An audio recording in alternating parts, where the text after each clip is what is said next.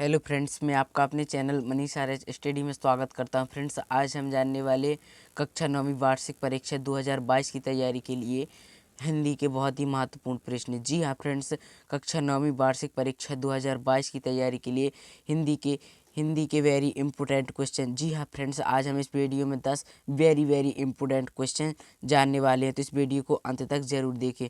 जिनसे फ्रेंड्स आप यहाँ पर अध्याय 1 हमारा हिंदी पद्य साहित्य का इतिहास जो हमारा यहाँ पर दिया हुआ है फ्रेंड्स, 2022 बोर्ड परीक्षा हेतु मान्य नवीन ब्लूप्रिंट हिंदी कक्षा 9 2022 बोर्ड परीक्षा हेतु मान्य नवीन ब्लूप्रिंट हिंदी कक्षा 9। और हाँ फ्रेंड्स, ये जो क्वेश्चन है न्यू ब्लूप्रिंट पर आधारित है और जो पाठ्यक्रम कम किया गया है एमपी बोर्ड द्वारा उसी पर आधारित है। तो यहाँ पर हमारा दिया हुआ क्षितिज भाग 1 भाग 1 काव्य खंड जो हमारा दिया हुआ है इसमें है पहला है पद्य साहित्य का इतिहास। तो हमको इससे इकाई पर आवंटित अंक। जी हाँ फ्रेंड्स, हमको इससे वार्षिक परीक्षा में इस इकाई से 17 अंक मिलने वाले हैं। 17 अंक इसी इकाई से हमको मिलेंगे, जिसमें हमको काव्य खंड से पूछा जाएगा पद्य साहित्य का इतिहास, भक्ति काल, आधुनिक काल, प्रगतिवाद, छायावाद, नई कविता, कवि परिचय, भावार्थ, सौंदर्य बोध तथा भाव एवं विषय वस्तु आधारित प्रश्न इसमें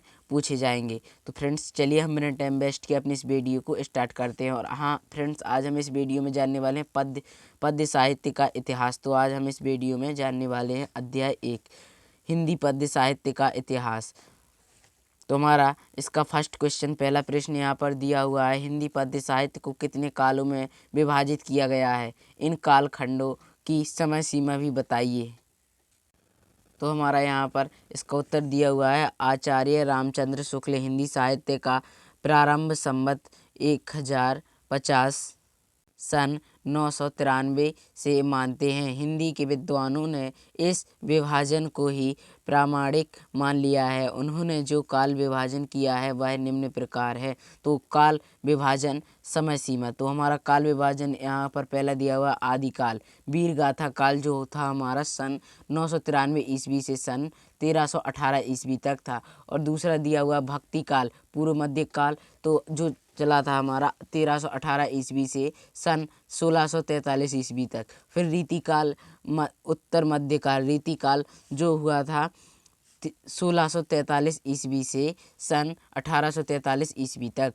और चौथा दिया हुआ है आधुनिक काल, तो जो हुआ था सन 1843 ईस्वी से निरंतर अभी चल रहा है, मतलब निरंतर है। और हाँ फ्रेंड्स, वार्षिक परीक्षा की तैयारी के लिए कक्षा 9वीं की तैयारी के लिए हमने मॉडल पेपर बहुत अपलोड कर दिए हैं, तो आप उन मॉडल पेपर्स को भी परीक्षा की तैयारी के लिए देख सकते हैं। तो हमारा दूसरा क्वेश्चन यहाँ पर दिया हुआ है, भक्ति काल में भक्ति के कौन कौन से रूप थे?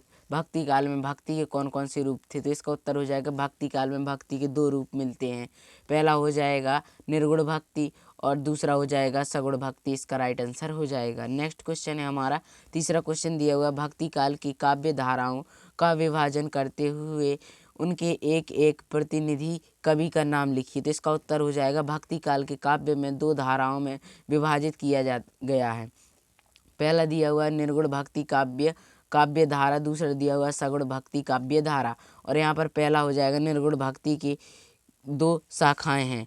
पहली यहाँ पर हो जाएगी ज्ञान मार्गी भक्ति शाखा, प्रतिनिधि कवि कबीरदास। और दूसरा हो जाएगा प्रेम मार्गी भक्ति शाखा, प्रतिनिधि कवि जायसी। और दूसरा दिया हुआ है यहाँ पर सगुण भक्ति की 2 शाखाएं हैं, राम भक्ति शाखा, प्रतिनिधि कवि तुलसीदास। और दूसरी हो जाएगी हमारी कृष्ण भक्ति शाखा, प्रतिनिधि कवि सूरदास। इसका राइट आंसर हो जाएगा। नेक्स्ट क्वेश्चन हमारा चौथा क्वेश्चन यहाँ पर दिया हुआ है, भक्ति काल की प्रमुख विशेषताओं का उल्लेख कीजिए। अथवा में क्वेश्चन दिया हुआ है, भक्ति काल की 2 विशेषताएं लिखकर 2 कवियों के नाम लिखिए। तो इसका उत्तर हो जाएगा हमारा, भक्ति काल की प्रमुख विशेषताएं निम्न प्रकार हैं। भक्ति काल की प्रमुख विशेषताएं निम्न प्रकार हैं। तो यहाँ पर दिया हुआ है हमारा पहला है दिया हुआ है भक्ति भावना की प्रधानता। दूसरा दिया हुआ है किसी भी राजा के दरबार में आश्रय प्राप्त न करना। तीसरा दिया हुआ है काव्य सृजन का उद्देश्य केवल स्वांतः सुखा ही था।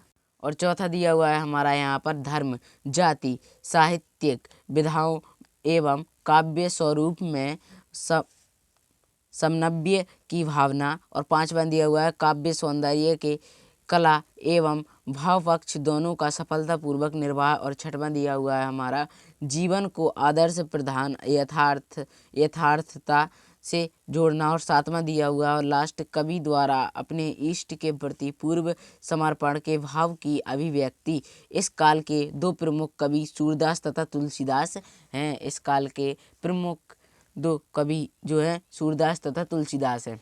नेक्स्ट क्वेश्चन हमारा पांचवा क्वेश्चन यहाँ पर दिया हुआ है, भक्ति काल के 4 कवियों के नाम लिखिए तथा उनकी एक एक रचना का नाम बताइए। तो यहाँ पर इसका उत्तर हो जाएगा, इसका उत्तर यहाँ पर दिया हुआ है, भक्ति काल में अनेक कवि हुए हैं जिनमें से 4 प्रमुख कवि एवं उनकी रचनाएं निम्न प्रकार यहाँ पर दी हुई हैं। यहाँ पर दिया हुआ है कवि दिया हुआ है हमारा सूरदास, इनकी प्रमुख रचना दी हुई है सूरसागर। और यहाँ पर दिया हुआ है तुलसीदास की प्रमुख रचना दी हुई है रामचरितमानस। और कवि यहाँ पर दिया हुआ है एक ही है, यहीं पर लाइन से लिखे हुए हैं यहाँ पर कबीरदास, तो इनकी प्रमुख रचना हो जाएगी बीजक। और जो लास्ट चौथा दिया हुआ है हमारा मलिक मोहम्मद जायसी, तो इनकी प्रमुख रचना हो जाएगी पद्मावत। इसका राइट आंसर हो जाएगा। नेक्स्ट क्वेश्चन है हमारा छठवां क्वेश्चन है, यहाँ पर दिया हुआ है भक्ति काल को हिंदी साहित्य का स्वर्णयुग क्यों कहते हैं। भक्ति काल को हिंदी साहित्य का स्वर्णयुग क्यों कहते हैं, वेरी इंपॉर्टेंट क्वेश्चन है। इसका उत्तर हो जाएगा, भक्ति काल में कबीर, तुलसी, सूरदास, मीराबाई आदि महान विभूतियों का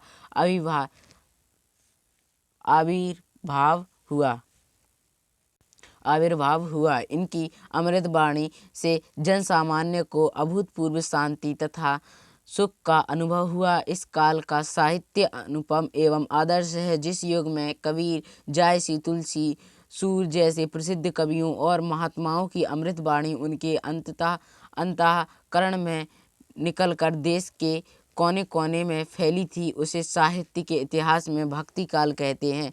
वह युग वास्तव में स्वर्ण युग के साहित्य से पूर्ण था। नेक्स्ट क्वेश्चन है हमारा अगला प्रश्न, यहाँ पर सातवां क्वेश्चन दिया हुआ है, निर्गुण भक्ति काव्य की प्रमुख विशेषताएं बताइए। तो इसका उत्तर हो जाएगा, निर्गुण भक्ति काव्य की प्रमुख विशेषता इस प्रकार है। पहला दिया हुआ है निराकार ब्रह्म में विश्वास, और दूसरा दिया हुआ है गुरु का विशेष महत्व, और तीसरा दिया हुआ है माया से सावधान रहने का संदेश, और चौथा दिया हुआ है विरह भाव की प्रधानता, और पांचवा दिया हुआ है अज्ञात सत्ता के प्रति रहस्यवादी दृष्टिकोण। नेक्स्ट क्वेश्चन है यहाँ पर हमारा आठवां क्वेश्चन दिया हुआ है, ज्ञान मार्गी भक्ति शाखा की प्रमुख विशेषताएं बताइए। तो इसका उत्तर हो जाएगा, ज्ञान मार्गी भक्ति शाखा की प्रमुख विशेषताएं इस प्रकार हैं। इसका पहला दिया हुआ है निराकार ब्रह्म में विश्वास, दूसरा दिया हुआ है गुरु के महत्व का बखान, और तीसरा दिया हुआ है अंधविश्वासों तथा आडंबरों का विरोध, और चौथा दिया हुआ है हमारा हिंदू मुस्लिम एकता पर बल, और पांचवा दिया हुआ है छुआछूत जातिवाद एवं सांप्रदायिकता का विरोध, और छठवां दिया हुआ है काव्य के द्वारा आशावादी संदेश देना, और सातवां दिया हुआ है लास्ट दिया हुआ है मुक्तक काव्य रचना। यहाँ पर आठवां लास्ट दिया हुआ है सदुक्कड़ी भाषा का प्रयोग। इसका राइट आंसर हो जाएगा।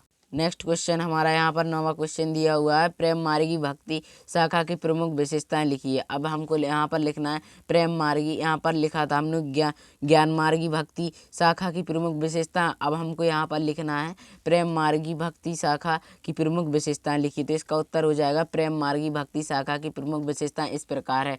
पहला दिया हुआ है हमारा प्रेम के माध्यम से परमात्मा से साक्षात्कार, और दूसरा यहाँ पर दिया हुआ है लौकिक वर्णन के द्वारा अलौकिक का संदेश, और तीसरा दिया हुआ है हिंदू प्रेम गाथाओं का मसनवी शैली में चित्रण, और चौथा दिया हुआ है हिंदू मुस्लिम एकता पर बल, और पांचवा दिया हुआ है रहस्यवाद का सरस अकन, और छठवां दिया हुआ है अवधि भाषा एवं प्रबंध शैली, और सातवां दिया हुआ है हमारा और लास्ट दिया हुआ है नायक को जीवात्मा तथा नायिका को परमात्मा चित्रित करना। नेक्स्ट क्वेश्चन और हमारा इस वीडियो का लास्ट क्वेश्चन यहाँ पर दिया हुआ है, कृष्ण भक्ति द्वारा की प्रमुख विशेषताओं का उल्लेख कीजिए। कृष्ण भक्ति काव्य की प्रमुख विशेषताओं का उल्लेख कीजिए। तो इसका उत्तर हो जाएगा हमारा, पहला दिया हुआ है कृष्ण को ईश्वर का अवतार माना गया, कृष्ण को ईश्वर का अवतार माना गया। और दूसरा हो जाएगा उनकी पूजा पर विशेष बल दिया गया। और तीसरा हो जाएगा हमारा कृष्ण के लोकरंजक स्वरूप का चिंतन व वर्णन किया जाना। और चौथा हो जाएगा हमारा सखा भाव की भक्ति की अवधारणा। और पांचवा यहाँ पर दिया हुआ है ज्ञान से बढ़कर प्रेम को अवधि महत्व दिया जाना। और छठवां दिया हुआ है मुक्तक शैली के गेय पदों की रचना। और सातवां दिया हुआ है हमारा और लास्ट दिया हुआ है प्रायः कृष्ण भक्ति काव्य की रचना ब्रज भाषा में तथा कृष्ण की बाल लीलाओं के वर्णन की प्रधानता इसका राइट आंसर हो जाएगा। तो फ्रेंड्स, यह वीडियो पसंद आया हो तो इस वीडियो को लाइक करें और अपने फ्रेंड्स के साथ शेयर भी करें। ऐसे वीडियो पाने के लिए हमारे चैनल मनीष आर्य स्टडी को सब्सक्राइब करें। Thanks for watching video. जय हिंद, वंदे मातरम।